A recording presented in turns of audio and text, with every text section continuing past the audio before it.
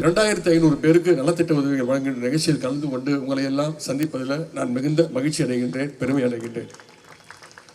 தொடர்ந்து 4வது முறையாக இந்த சென்னை கிழக்கு மாவட்டம் சார்பாக ஏற்பாடு செய்யப்பட்டுள்ள இந்த நிகழ்ச்சிக்கு என்னை அழைத்து வந்து இந்த நலத்திட்டங்களை எல்லாம் கொடுக்க வைத்துள்ள என்னோட அருமை அண்ணன் திரு சேகர்பாபு அவர்களுக்கு என்னுடைய அன்பையும் நன்றியையும் பாராட்டையும் வாழ்த்தையும் அனைத்தையும் நான் அவருக்கு தெரிவித்துக் கொள்கின்றேன்.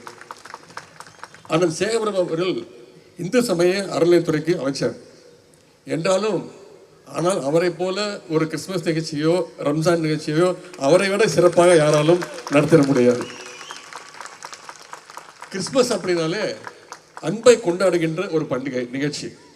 அதனால தான் இன்னைக்கு கிட்டத்தட்ட 2500 பேருக்கு நலத்திட்ட உதவிகளை அண்ணன் சேகர்பாபு அவர்கள் ஏற்பாடு செய்து ஒரு சிறப்பான நிகழ்ச்சியை உங்கள் அத்தனை பேர் முகத்திலையும் மகிழ்ச்சியோடு அதை கொடுக்க வச்சிருக்கிறார். உங்கள் அனைவருக்கும் மாண்புமிகு தமிழ்நாடு முதலமைச்சர் சார்பாக உங்கள் அனைவருக்கும் என்னுடைய கிறிஸ்துமஸ் வாழ்த்துக்களை முதல்ல நான் தெரிவித்துக் கொள்கின்றேன்.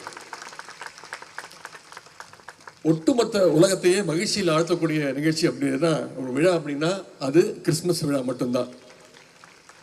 கிறிஸ்துமஸ் என்றால் எனக்கு தனிப்பட்ட முறையில் தனி மகிழ்ச்சி வந்துடும். ஏற்கனவே நான் சொன்னது தான், நான் படித்தது எக்மோர் இருக்கக்கூடிய இதே டான் பாஸ்கோ பள்ளியில் தான். அதன் பிறகு காலேஜ் படித்ததும் லயலா காலேஜில் தான். எவ்வளோ நிகழ்ச்சியில் கலந்துக்கிட்டாலும் இந்த கிறிஸ்துமஸ் நிகழ்ச்சியில் கலந்துக்கிட்டாலும் அண்ணன் சேகர்பாபு நடத்துகிற நிகழ்ச்சியை கலந்துக்கிறது எனக்கு இன்னும் கூடுதல் பெருமை, மறக்க முடியாத நிகழ்வாக இருக்கும்.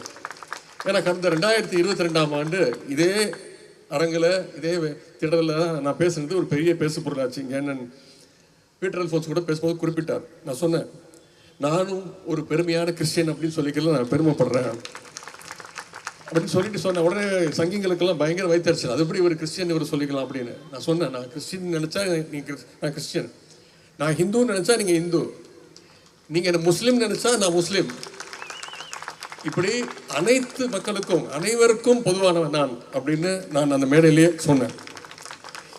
ஏன்னா எல்லா மதங்களுமே அடிப்படையில் வெறும் அன்பை மட்டும்தான் போதிக்க சொல்லுவது. எல்லார் மீதும் அன்பு செலுத்த வேண்டும் என்பதுதான் எல்லா மதங்களும் சொல்லுகின்றன. ஆனால் மதத்தை வைத்து அரசியல் ஆதாயம் தேட வேண்டும் என்று விரும்புவர்கள் தான் மக்கள் மத்தியில் பொய்யை சொல்லி வெறுப்பை பரப்புவாங்க. வெறுப்பை பரப்பக்கூடியவர்கள் உண்மைகளை பேச மாட்டாங்க. உண்மைகளை பேசி வெறுப்பை பரப்ப முடியாது. மதத்தை வைத்து அரசியல் ஆதாயம் தேடுபவர்கள் மட்டும்தான் வெறுப்பினை பரப்புவார்கள் என்று நாம் இதுவரைக்கும் நினைச்சிட்டு இருந்தோம்.